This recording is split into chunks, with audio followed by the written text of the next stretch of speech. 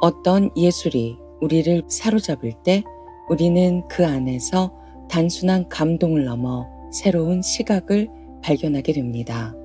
때로는 그림 한 점이 우리의 내면을 흔들고 때로는 한 문장이 우리의 삶을 움직입니다. 오늘 저는 한 시인의 시선을 통해 한 예술가를 만나보려 합니다. 그 시인은 직접 붓을 들지 않았지만 예술가의 삶의 그림을 그렸습니다. 단어들로 색을 칠하고 문장으로 형태를 조각하며 편지글 속에 그림을 그려냈습니다. 1907년 릴케가 부인 클라라 릴케에게 보낸 편지들 중 일부가 모여 한 권의 책으로 탄생했습니다. 릴케는 글들의 사유에 깊이를 더하기 위해 글 너머의 세계를 찾아 떠났습니다. 로댕과 2년간의 조수로서 함께하면서 감각과 직관이 만나 빚어지는 조형적 행위를 통해 그의 글은 더욱더 견고해졌고 세 잔의 붓질처럼 한 겹 한 겹 쌓여가며 완성되는 작품들의 성실한 본질에 다가서며 릴케라는 시인이 만들어진 것입니다. 1907년 10월 9일 수요일. 오늘은 세잔에 대해 잠깐 이야기하고 싶습니다. 자신의 작업 습관에 관련해 그는 40살까지 보헤미안으로 살아왔다고 주장했습니다. 그때가 되어서야 피사로와의 친분을 통해 그림 작업에 취미를 붙였습니다. 그 후 30년 정도의 기간 동안 그는 그림 작업만 했습니다. 즐거움도 없이 끊임없이 분노하며 그림 하나하나와 충돌했던 것 같습니다. 자신이 가장 필수적이라고 여긴 것을 담아내지 못했기에 작품에 만족하지 못했던 것입니다. 스스로 자아실현이라고 불렀던 것을 그는 루브르 박물관에서 찾았습니다. 루브르 박물관에 전시된 베네치아파 화가들의 작품을 보고 또 보며 그는 그들의 작품 세계를 아낌없이 인정하고 받아들였습니다. 사물에 대한 확신과 실제성을 얻으려면 실체는 그 사람의 사물에 대한 경험에 의해 파괴될 수 없을 만큼 강화되어야 합니다. 세잔에게는 이것이 가장 깊은 내면 작업의 목적인 것처럼 보였습니다.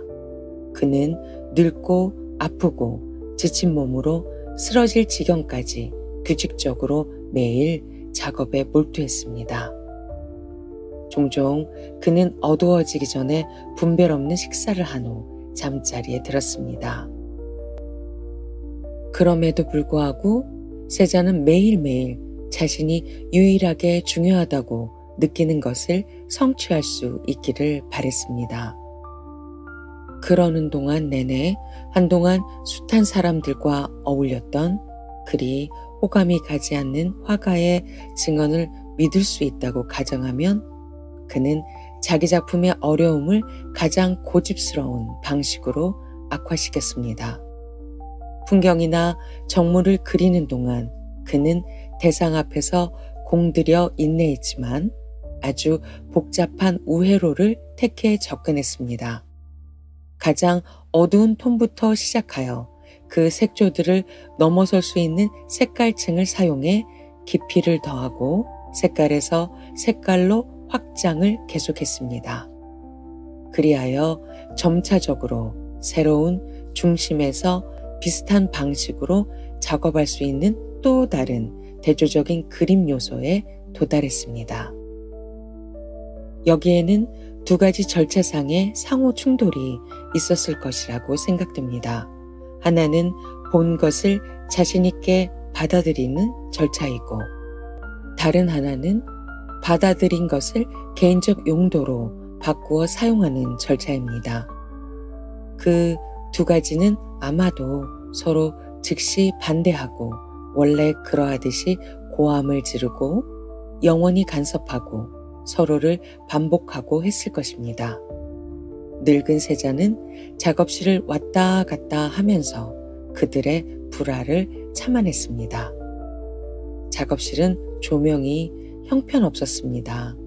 건축업자가 액상프로방스 사람들에 의해 심각하게 받아들여지지 않기로 한 이 늙고 이상한 화가에게 신경을 쓸 필요가 없다고 생각했기 때문입니다.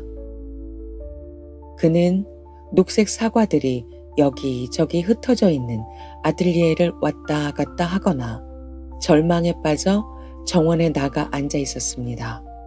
그러면 그의 눈앞에는 오래된 성당이 있는 작은 마을이 펼쳐집니다. 그는 매일 아침 6시에 일어나서 마을을 지나 자신의 아틀리에까지 걸어가 10시까지 그곳에 머물렀습니다. 그리고 식사를 하기 위해 같은 길을 따라 돌아왔습니다. 식사를 하고 다시 아틀리에로 출발했습니다. 이따금 아틀리에를 지나 30분 정도 걸었습니다. 수많은 난관을 뚫고 우뚝 솟은 생빅투아르 산속 계곡에서 세자는 몇 시간 동안 자신의 계획을 찾고 통합하는 데 몰두하고 했습니다. 멀리서 보면 약간은 무시무시한 뭔가가 커지는 듯하고 좀 더 가까이서 보면 그는 무관심과 조롱 속에 있습니다. 갑자기 노인이 된 세자는 40년 전 파리에서 그린 낡은 스케치만 가지고 누드화를 그리고 있습니다. 액상프로방스가 그에게 모델을 사용하도록 허락하지 않을 것을 알고 있기 때문입니다. 그가 말합니다. 기껏해야 50대의 여성이나 구할 수 있겠지. 이 나이에 무슨. 액상프로방스에서는 그런 사람을 찾는 것조차도 불가능해. 그래서 그는 그의 오래된 스케치 모델을 사용합니다. 그리고 브레몽 부인이 잊어먹은 게 분명한 사과 몇 알이 침대 시트 위에 놓입니다. 사과 사이에는 포도주병이나 손에 잡히는 무엇이든 놓습니다. 그리고 반고흐처럼 세자는 그런 것들로부터 자신의 성인들을 만들어냅니다. 그들이 온 세상의 모든 기쁨과 모든 영광을 나타내도록 아름답게 만듭니다. 그는 자신이 그 성인들로 하여금 그렇게 하도록 만들어냈다는 것을 모릅니다. 단지 늙은 개처럼 정원에 앉아있을 뿐입니다. 나는 이 모든 것에 대한 이야기를 들려주고 싶었습니다. 많은 곳에서 우리를 둘러싼 것들과 연결되는 이야기이기 때문입니다. 밖에는 아직도 비가 억수처럼 퍼붓고 있습니다. 잘 있어요. 내일 다시 나에 대해 말하겠지만 오늘 내가 한 말 속에 나 자신이 얼마나 많이 들어있는지 당신은 알 것입니다.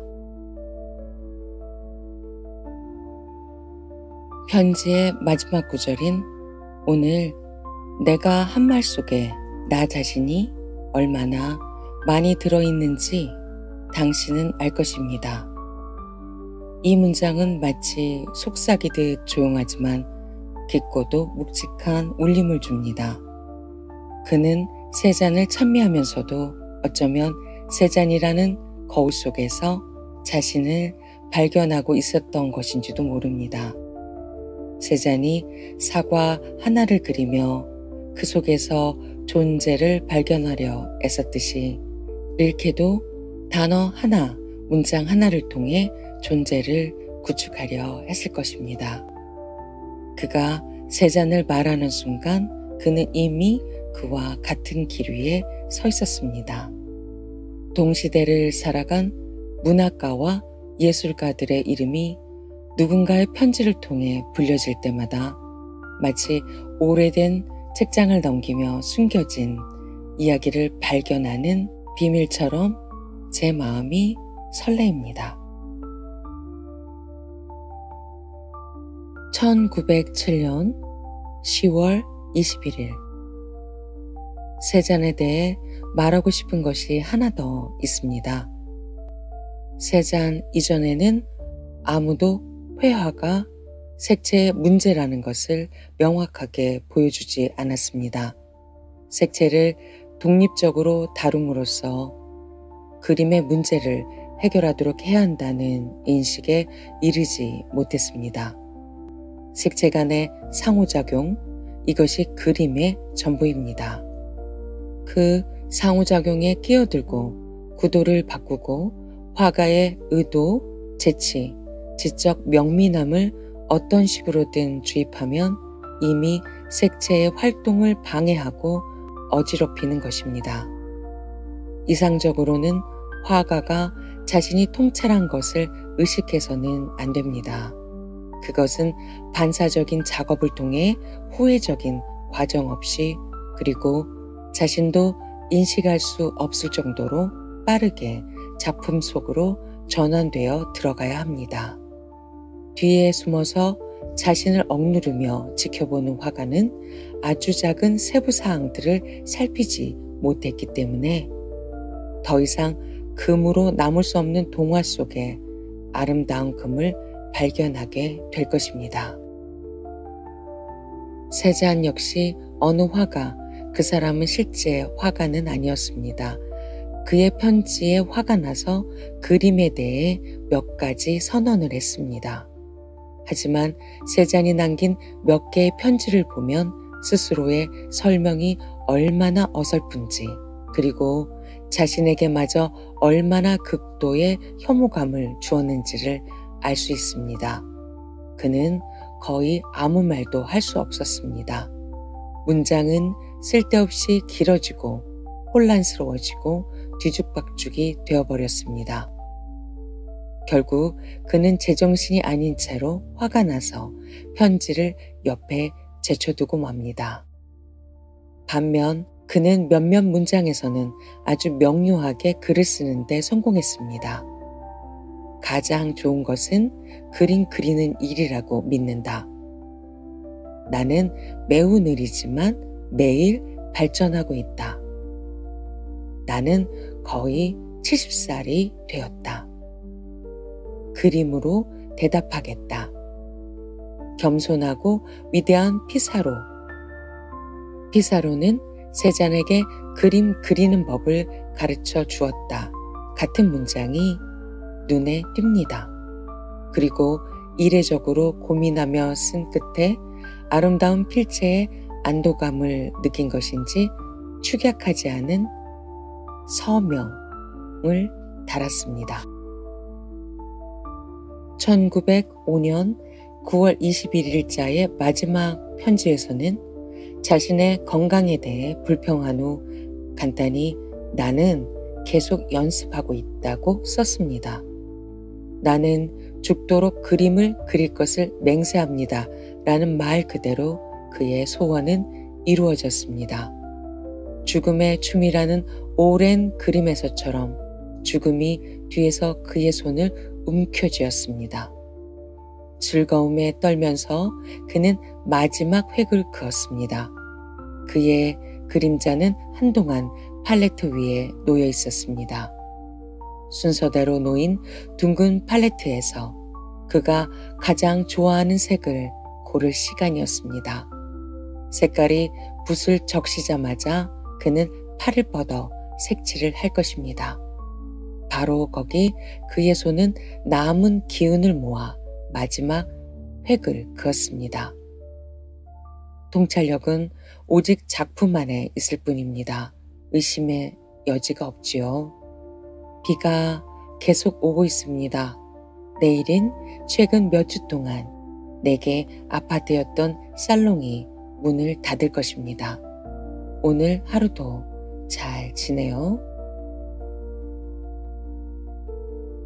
어두운 색조에서 시작해 점점 밝은 빛을 향해 나아가던 세 잔의 붓끝처럼 릴케의 글 속에서도 한 예술가의 여정이 점차 선명해져 갔습니다. 형편없는 조명 아래 녹색 사과들이 흩어진 작업실에서 끊임없이 자신과 싸우며 캔버스와 마주했던 세잔, 그의 고독하고도 치열했던 예술혼이 릴케의 편지를 타고 우리에게까지 전해졌습니다. 릴케가 세잔에게 매료된 것은 그의 색이 아니라 그 색이 만들어지는 과정이었습니다. 릴케가 이 편지에서 전하는 것은 단순한 미술 비평이 아닙니다.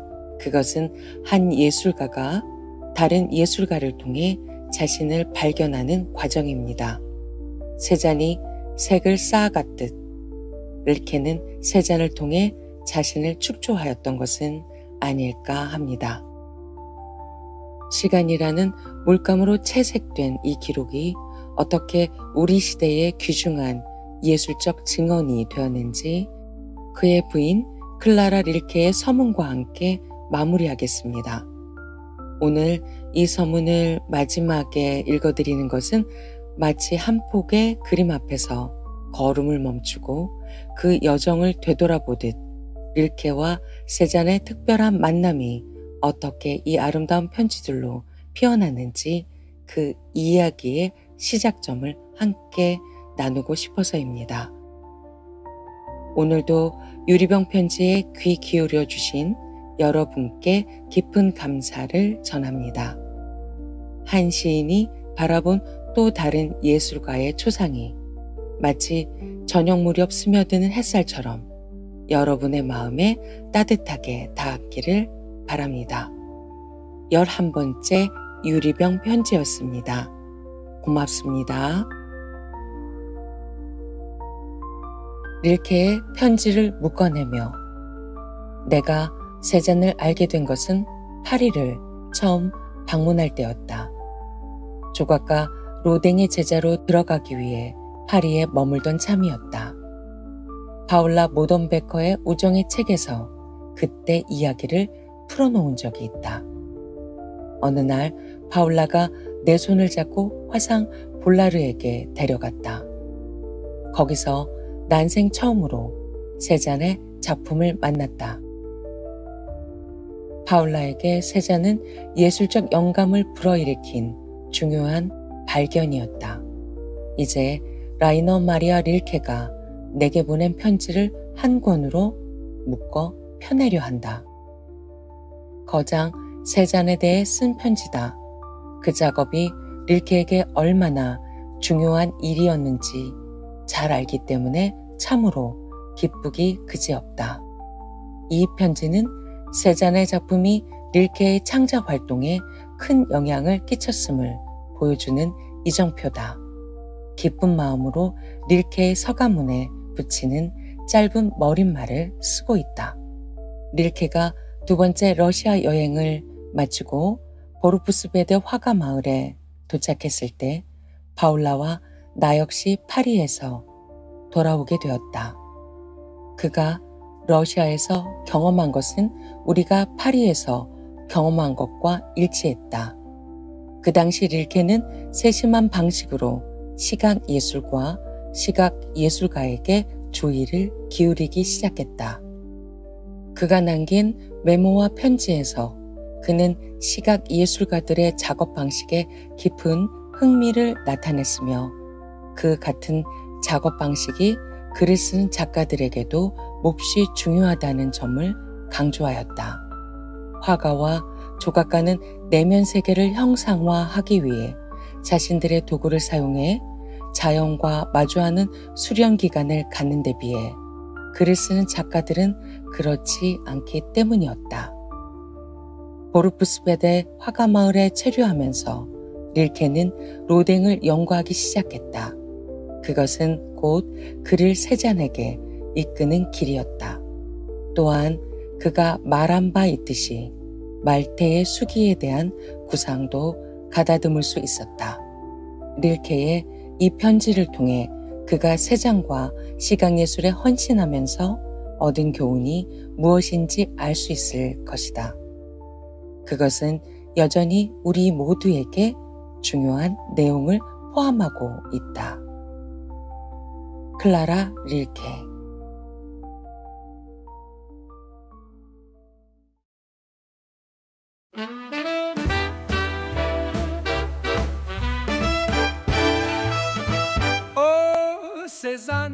tes couleurs dansent dans la lumière, elles respirent encore.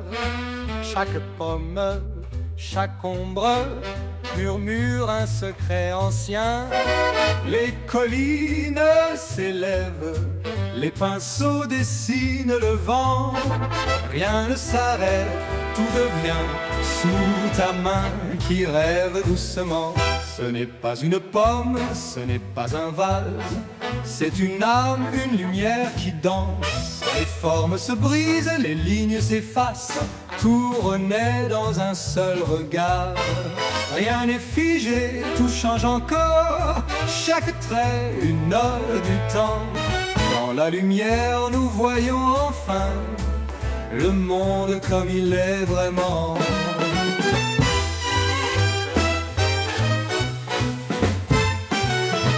Ô maître du visible, tu as capturé l'instant. Pas avec les contours, pas avec les mots, mais avec le souffle du temps. Et nous marchons dans ton silence, dans chaque couleur une vérité. Regarde encore, écoute doucement, ces ânes chantent dans l'éternité. Ces ânes chantent dans l'éternité. Lumière vivante, lumière sans fin. Lumière vivante, lumière sans fin. Lumière vivante, lumière sans fin.